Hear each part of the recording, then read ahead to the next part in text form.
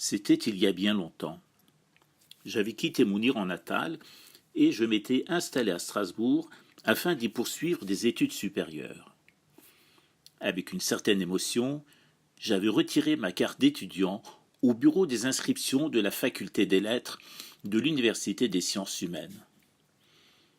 J'étais impressionné par toutes ces salles et amphithéâtres où l'on dispensait en principe un savoir qui m'avait tant manqué durant mes années iraniennes, perdu que j'étais dans une société aux prises avec un régime totalitaire, d'où l'esprit critique était banni. Je me suis alors, très sérieusement, mis en quête de méthodes de travail pour appréhender, comme il se doit, les divers domaines de la culture iranienne. Je lisais beaucoup. Autant les livres prescrits par les professeurs que ceux conseillés par des amis et camarades. Mais toute lecture n'était pas passionnante. Loin de là. Il y en avait même, en quantité, à l'approche laborieuse et ardue. À tel point que lire, parfois, devenait un vrai chemin de croix. Je pense surtout aux essais dont devaient s'inspirer les étudiants afin qu'ils puissent se forger ce qu'on appelle des grilles de lecture.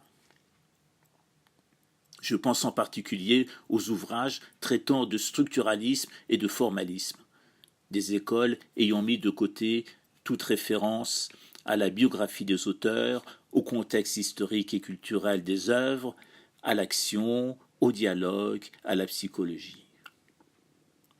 Le nom de Gérard Genette, en particulier, m'est resté en mémoire, ce dernier, auteur d'essais, vous apprenant qu'une œuvre ne vaut que par sa structure et non par son contenu.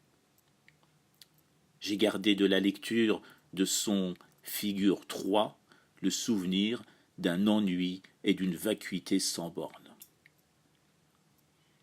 La mode était également au nouveau roman.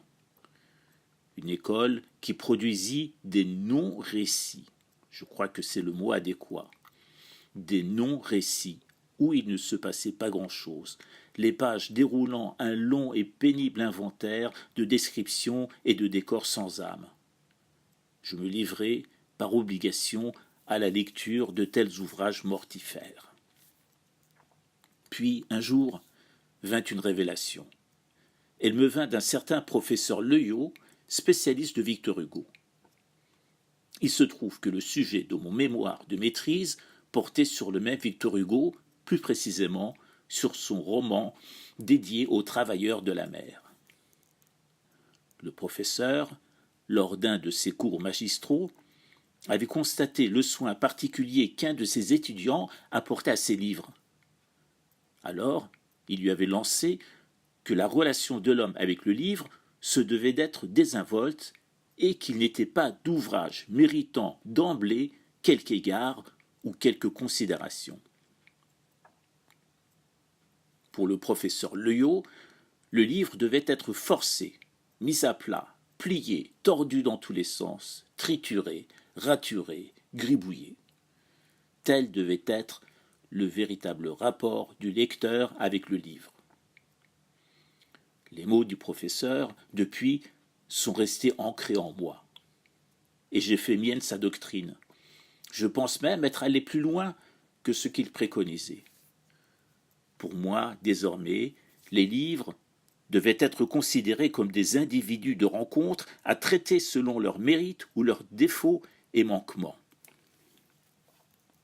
Je devins convaincu qu'un ouvrage ne mérite aucun respect pour la simple raison qu'il a été publié, relié, fût-ce avec goût, diffusé, mis en vitrine, recommandé, célébré par la presse ou par cette institution apparemment vénérable nommée l'université.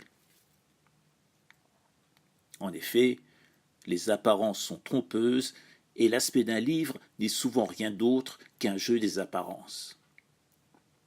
Une belle couverture ou un titre ronflant ne signifie rien d'autre sinon que l'on cherche à plaire. Reste encore à l'ouvrage à démontrer, pour employer une tournure familière, ce qu'il a vraiment dans le ventre. Comme les individus, les livres peuvent être menteurs, hypocrites, exhibitionnistes, escrocs, hâbleurs, pédants, malhonnêtes, simulateurs, et surtout creux et de peu d'intérêt. Mais pour les situer, pour les évaluer, pour voir clair à travers leur jeu de façade, il faut en avoir fréquenté beaucoup, afin de savoir faire la part des choses. De même que la fréquentation de personnes issues de milieux différents, employant des ruses et des subterfuges, vous permet de distinguer les bons individus des mauvais gaillards. De même, la fréquentation de divers livres vous permet de distinguer les titres médiocres des ouvrages de valeur. Faut-il accorder sa confiance à un livre uniquement parce qu'il a remporté un prix littéraire? Certainement pas. Un universitaire diplômé n'est pas non plus forcément le savant que l'on croit.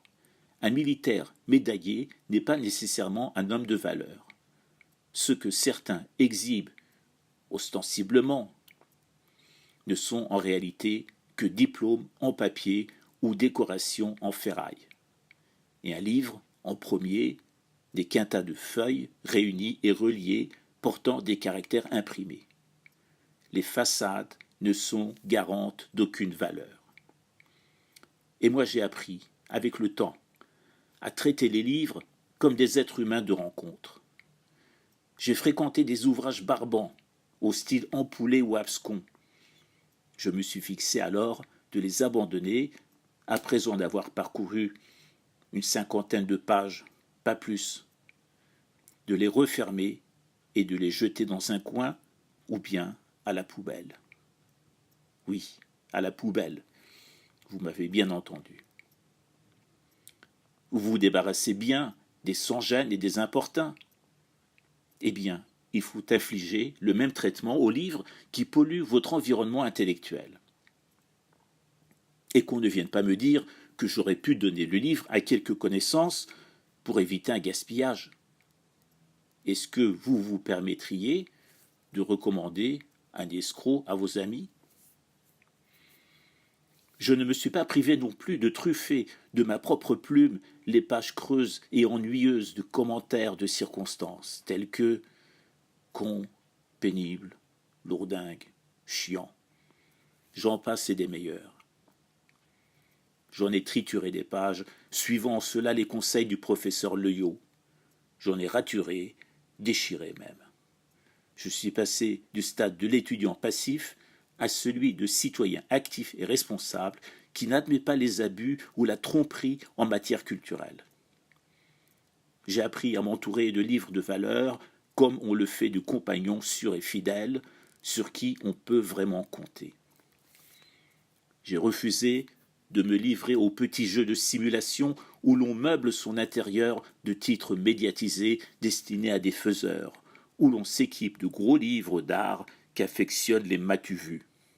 Ces livres pesants et coûteux qu'on étale à plat sur la table du salon pour les rendre bien visibles, avec toute l'arrogance propre aux incultes qui ne brillent que par le clinquant des objets qu'ils achètent et non par le savoir qu'ils en retirent.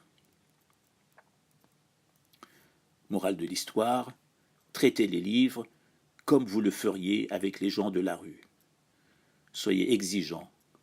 Faites-vous respecter au besoin en les écartant de votre chemin. Et voilà, tout est dit. Si cette chronique vous a plu, n'hésitez pas à la partager. Je vous dis à très bientôt pour d'autres récits et commentaires sur la culture et la société française, sur l'histoire et la culture persane, et pour des regards croisés entre France et Iran.